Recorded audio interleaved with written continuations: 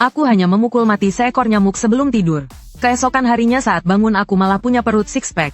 Dan mendapatkan sistem yang bisa meningkatkan ki darah hanya dengan membunuh. Di dunia yang menghormati seni bela diri dan dipenuhi iblis ini, aku hanya perlu berteriak, Ibu, Ibu, pada sistem. Untuk mendapatkan bantuan ki darah yang diberikan oleh sistem, aku hanya berlatih selama 1 hari. Sudah bisa melampaui hasil latihan jenius muda selama 2,5 tahun. Tapi meskipun aku punya sistem sehebat ini, aku tetap disebut payah oleh teman-teman sekelasku. Bahkan guru menyuruhku menjadi kuli bangunan setelah lulus. Tapi aku tahu jelas bahkan jika pergi ke lokasi konstruksi tidak akan ada yang mau menerimaku. Karena menjadi kuli membutuhkan nilai ki darah mencapai 91. Sedangkan ki darahku hanya 82 yang menyedihkan. Agar tidak tereliminasi oleh batas pemusnahan, aku putus sekolah dan pergi ke lokasi konstruksi untuk menjadi pekerja kasar. Hanya dengan mendapatkan cukup uang, aku bisa membeli pil ki darah untuk meningkatkan ki darah. Saat aku berbaring di tempat tidur memikirkan rencana mencari uang untuk besok pagi, seekor nyamuk terbang ke wajahku dan mengisap darah. Aku mengangkat tangan dan menamparkan wajahku sendiri. Pada saat yang sama suara asing terdengar di telingaku. Menghabisi 1 ekor nyamuk ki darah bertambah 0,01.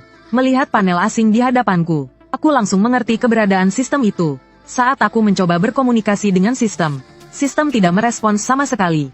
Baru setelah aku berteriak, Ibu, Ibu, sistem merespons dengan suara, ding.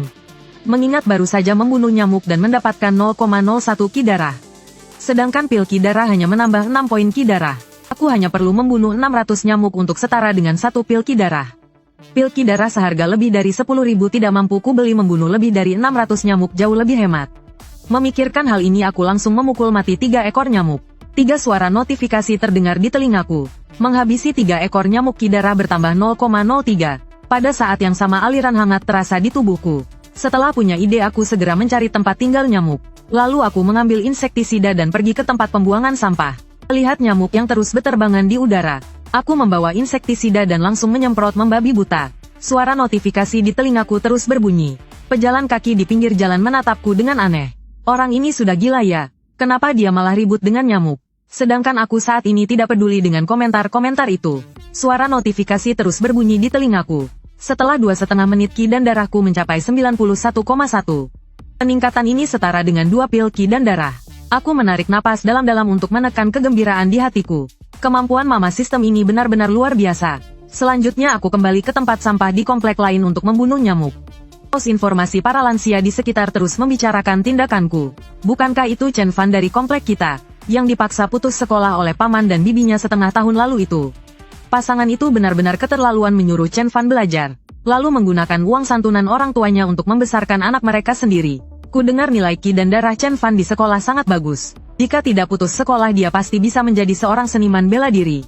Setelah menyemprotkan semua insektisida di tanganku, ki dan darahku meningkat lagi menjadi 112. Saat ini seluruh tubuhku telah meningkat. Tubuhku yang tadinya kurus sekarang sudah memiliki banyak otot.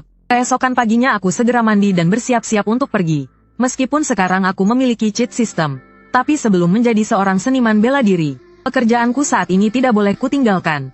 Sebelum aku bertransmigrasi ke dunia ini, seluruh planet biru dikelilingi oleh gas hijau kebiruan. Aura spiritual di seluruh dunia bangkit kembali. Hewan-hewan berubah menjadi monster pembunuh di bawah pengaruh aura spiritual. Senjata api yang diandalkan manusia tidak berdaya melawan serangan monster buas. Seniman bela diri yang berlatih dengan meningkatkan ki dan darah menjadi kekuatan inti untuk melindungi tanah air. Atas perkenalan 3 paman yang juga rekan kerjaku, Liu Zian, Han Geng, Wang Zhen, aku berhasil mendapatkan pekerjaan menyembelih ayam di rumah jagal. Setelah ayam pertama disembelih, suara sistem yang familiar terdengar di telingaku. Sistem, membunuh 1 ayam menambah nilai ki dan darah sebesar 0,1. 1 ayam setara dengan 10 nyamuk. Dalam sehari penuh aku meningkatkan ki dan darahku dari 112 melewati angka 200 hingga mencapai 204. Hampir semua ayam di rumah jagal ini telah kusembelih. Tepat saat aku hendak mengambil gajiku hari ini dari mandor, para pekerja dari bengkel sebelah berteriak kaget. Pada saat yang sama detektor monster buas di bengkel juga terus berbunyi. Cepat lari. Ayam ini bermutasi. Seketika bengkel menjadi kacau balau. Aku segera membuka gerbang bengkel. Ayam yang bermutasi itu langsung menerjangku setelah melihatku. Paruh besarnya mematuk ke arahku dengan ganas. Di saat hidup dan mati, aku langsung mencengkeram leher ayam itu dengan tanganku. Ayam mutan itu terus menggerakkan cakarnya yang tajam. Aku mengayunkan tangan dan melakukan bantingan ganda. Ayam mutan itu terlempar oleh kekuatan besar. Tindakan ini juga memancing amarahnya. Ayam mutan itu mengepakkan sayapnya dan menyerangku lagi. Paruh raksasanya mematuk dinding. Seluruh permukaan dinding langsung runtuh setengahnya. Aku menyeka keringat dingin di dahiku. Kekuatan ayam mutan itu di atasku. Sekarang aku hanya bisa bertarung mati-matian. Saat ayam mutan itu melancarkan serangan ketiga, aku kembali mencengkeram leher ayam itu di tanganku. Bantingan ganda yang semula berubah menjadi 8 bantingan. Ayam mutan itu kubanting berulang kali ke tanah dalam kebingungan. Pada saat yang sama tim keamanan di luar juga bergegas datang. Melihat mahakaryaku yang gila, kapten keamanan yang memimpin Zhou Song buru-buru menyela. Zhou Song anak muda, jangan dibanting lagi, ayam ini sudah mati. Mendengar itu aku langsung tersadar. Lalu melepaskan leher ayam di tanganku. Zhou Song menepuk pundakku dan menyapa. Zhou Song anak muda, kamu pasti lelah sekali ya. Ayo ke kantorku dulu minum teh. Setelah tiba di kantor, Zhou Song juga selesai memeriksa rekaman CCTV bengkel. Yang membuatnya terkejut adalah pemuda yang membunuh ayam mutan dengan tangan kosong ini ternyata pekerja sementara yang baru direkrut. Zhou Song adik kecil, kamu sudah menjadi seorang seniman bela diri. Kenapa masih bekerja di bengkel sebagai buruh? Aku menggelengkan kepala menyatakan belum menjadi seniman bela diri. Zhou Song tertawa dan mengeluarkan sebuah amplop kuning. Zhou Song adik kecil, kamu sudah pasti seorang seniman bela diri. Kalau ada waktu pergilah ke gedung seniman bela diri untuk tes. Kamu membantu pabrik menghindari sebuah bencana. Pimpinan atas memberikan instruksi khusus. Menyiapkan bonus untukmu 220 yuan ini. Adalah upah kerjamu hari ini. Oh ya, ini kartu namaku untukmu. Setelah kamu disertifikasi sebagai seniman bela diri, jika masih ingin bekerja di pabrik Kun, langsung telepon aku saja. Tunjangan di sini pasti akan membuatmu puas. Aku mengangguk dan menerima amplop itu. Setelah berjalan keluar dari pabrik, ponsel di sakuku bergetar. Ternyata paman rekan kerjaku tahu bahwa ada krisis di rumah Jagal. Dia menelepon untuk memastikan keselamatanku. Setelah aku menjelaskan masalahnya kepada mereka, para paman merasa lega setelah mengetahui aku baik-baik saja. Setelah selesai makan malam, grup kelas di ponselku juga menerima pesan. Teman-teman sekelas sedang membicarakan energi darah primadona kelas Zongking yang menembus 163. Grup kelas dipenuhi dengan pujian dan ucapan selamat. Melihat pesan yang terus bermunculan, aku juga teringat saat diejek oleh teman sekelasku. Saat pertama kali masuk sekolah aku sebangku dengan Zongking. Kami berdua bersaing untuk menjadi yang pertama di kelas. Semua orang mengira persaingan ini akan terus berlanjut. Tapi energi darah Zongking meningkat dari hari ke hari. Sementara peningkatanku sangat lambat, teman-teman sekelasku semua mengejekku payah. Saat ini energi darahku adalah 218. Akhirnya tiba saatnya untuk mengalahkan Zongking dan membalikkan keadaan. Keesokan paginya aku datang ke gedung sertifikasi prajurit. Melihat gedung tinggi di depanku, aku tidak bisa menahan diri untuk tidak memujinya. Benar-benar pantas menjadi bangunan ikonik kota pangkalan Jiangnan. Dan sertifikasi prajurit, pelatihan dan penyerahan misi semuanya berasal dari sini. Aku mengikuti peta petunjuk di lobi sampai ke lantai 9 bawah tanah. Aku menyerahkan kartu identitas magnetikku kepada Mbak di layanan pelanggan. Wajah cantik Mbak itu menunjukkan sedikit keterkejutan. Datang untuk sertifikasi prajurit di usia semuda ini. Setelah melalui konfirmasi informasi, Mbak itu berkata sambil tersenyum. Adik pergi ke loket nomor 36 untuk tes energi darah. Jika lebih dari 200 akan diberi selembar kertas lalu bawa kemari. Nanti akan dibuatkan lencana prajurit. Kalau tidak berhasil jangan berkecil hati. Lagi pula kamu masih muda, teruslah berusaha. Mendengar itu aku segera pergi untuk tes. 2,5 menit kemudian aku kembali ke konter dengan membawa selembar kertas. Mbak itu sangat terkejut saat melihat angka 218 di kertas. Perlu diketahui prajurit semuda ini terakhir kali muncul sebelum ujian prajurit. Itu juga sudah lebih dari 10 tahun yang lalu. Mbak itu tersenyum tipis. Sambil menyerahkan sebuah lencana berwarna perunggu, Mbak itu berkata, selamat, Anda telah dipromosikan menjadi prajurit. Ini adalah lencana prajurit Anda. Lencana prajurit adalah simbol identitas seorang prajurit. Selain itu, ada juga fungsi seperti komunikasi lapangan peta dan kartu bank. Tolong Anda simpan baik-baik. Petarung mendapatkan tunjangan 5.000 yuan setiap bulan. Tunjangan bulan ini sudah saya transfer ke lencana petarung Anda. Petarung yang baru diangkat bisa memilih satu buku teknik bela diri tingkat kuning kelas bawah secara gratis di Balai Teknik Bela Diri. Dan mengambil 2 pil ki dan darah di Balai Pil. Nanti tinggal gesek lencananya saja. Setelah mendengarkan semua penjelasan dari Mbak itu, aku pun bergegas menuju Balai Teknik Bela Diri. Setelah kepergianku, Mbak itu segera menelepon dengan ponsel di sampingnya. Mbak, kakek cepat kemari. Ada yang ingin kubicarakan denganmu.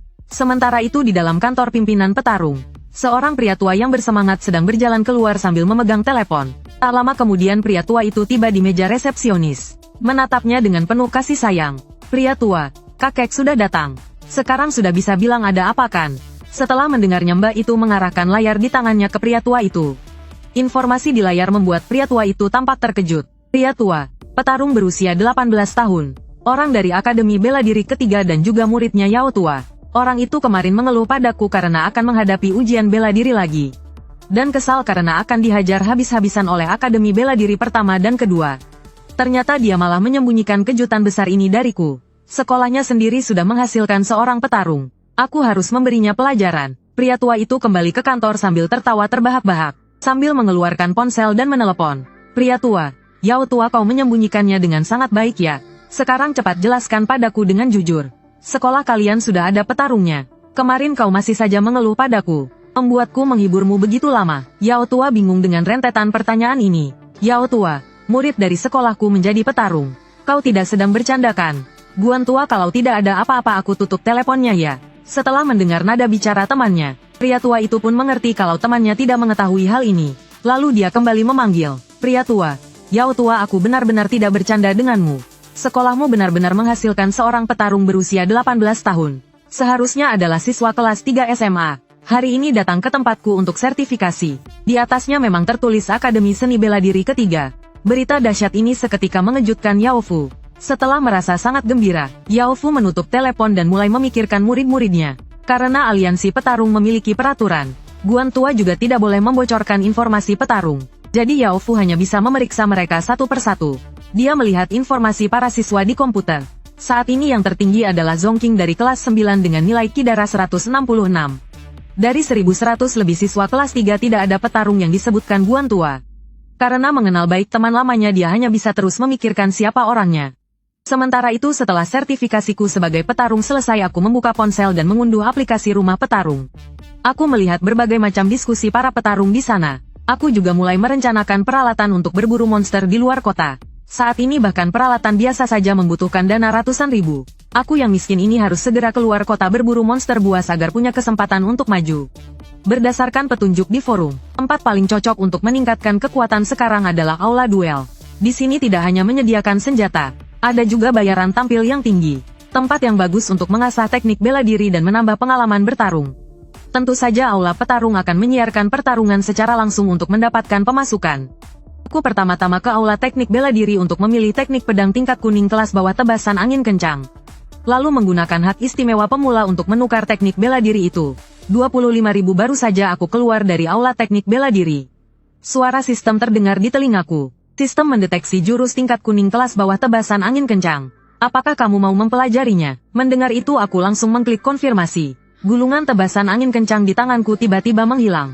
Pada saat yang sama sekelumit ingatan membanjiri pikiranku. Aku berada di sebuah ruangan rahasia terus-menerus mengayunkan pedang. Pedang besar itu kuayunkan siang dan malam tanpa henti. Pemahamanku tentang tebasan angin kencang pun semakin dalam. Panel virtual di hadapanku juga ikut berubah. Aku menatap panel itu dengan penuh keterkejutan. Hanya dalam 2,5 detik tebasan angin kencang sudah mencapai tingkat pemula. Padahal melatih teknik bela diri biasanya sangat lambat. Sistem bisa mendeteksi jurus dan otomatis menguasainya di tingkat pemula. Kalau begitu apa bisa juga ditingkatkan ke tingkat mahir, sangat mahir atau bahkan sampai tingkat sempurna. Sistem juga hanya bisa mengenali teknik bela diri yang benar-benar milikku. Kalau ingin meningkatkannya sepertinya aku harus membeli satu lagi. Karena boker aku hanya bisa menjual pil kidarah yang diberikan hari ini. Ditambah tunjangan pendekar sebesar 5.000 baru bisa membelinya. Memikirkan hal ini aku pun pergi ke loket daur ulang pil untuk menjual pil kidarah. 2 buah pil totalnya terjual 20.000. Selanjutnya aku menguras seluruh tabunganku dan membeli tebasan angin kencang. Kakak yang berdiri di depan konter tertegun. Kakak tuan, pendekar yang baru bergabung hanya bisa mengambilnya sekali. Selanjutnya harus membayar. Aku mengangguk dan membayar dengan kartu. Di bawah tatapan curiga kakak itu aku membawa jurus bela diri itu keluar. Segalanya berjalan seperti yang kubayangkan. Cara meningkatkan jurus bela diri adalah dengan mempelajari banyak buku jurus. Sayangnya pihak resmi melarang keras siapapun menyalin jurus bela diri secara pribadi. Jurus bela diri memiliki sistem pelacakan terenkripsi yang ketat dan lengkap. Sekali disalin alarm akan berbunyi. Begitu aku keluar dari pintu sistem langsung memberitahukan. Sistem mendeteksi jurus bela diri tebasan angin kencang apakah ingin dipelajari. Setelah aku mengonfirmasi untuk belajar, sosok kecil di dalam otakku kembali melatih tebasan angin kencang. Tidak lama kemudian jurus bela diri itu sudah mencapai tingkat pemula. Aku menenangkan diri lalu datang ke aula duel. Biaya penampilan seorang pendekar bintang adalah 1.000 untuk satu pertandingan. Sistem akan mencocokkan monster yang sesuai berdasarkan kekuatan pendekar. Setelah mendengarkan penjelasan manajer aula, aku berdiri di aula duel dengan memegang pedang panjang. Ruang siaran langsung di arena juga dibuka pada saat yang sama. Pendekar bintang 1 Chen Fan melawan monster ayam mutan. Para penonton di ruang siaran langsung melihat seorang pemula yang baru saja disertifikasi datang untuk menantang. Dan aku juga tertegun sejenak saat melihat teman lamaku. Ayam mutan ini jauh lebih besar dari yang ada di rumah jagal. Setelah melihatku, ayam mutan itu mengepakkan sayapnya dan menyerang. Para penonton yang tadinya hanya ingin menonton saja langsung terkejut setelah melihat aksiku. Dalam layar aku terus mengayunkan pedang panjangku. Sabetan pedang dengan tepat mendarat di tubuh ayam mutan itu.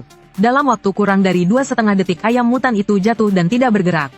Pada saat yang sama terdengar pemberitahuan sistem di telingaku. Pembunuh monster zona 1 ayam pesta Kidara bertambah 3. Biaya penampilan juga otomatis masuk ke dalam lencana pendekar. Aku mengembalikan senjata lalu berjalan keluar dari aula duel. Meskipun tempat ini bagus, tetapi aliansi menetapkan bahwa pendekar hanya boleh masuk sekali sehari. Jika ingin menghasilkan uang harus mencari cara lain. Sementara itu di Akademi Bela Diri ketiga, Zongking sedang berlatih di arena latihan. Para siswa yang berlatih di sekitar terus berbisik-bisik. Zongking rajin sekali. Aku harus belajar darinya. Mendengar pujian di telinganya, Zongking tidak terlalu terpengaruh.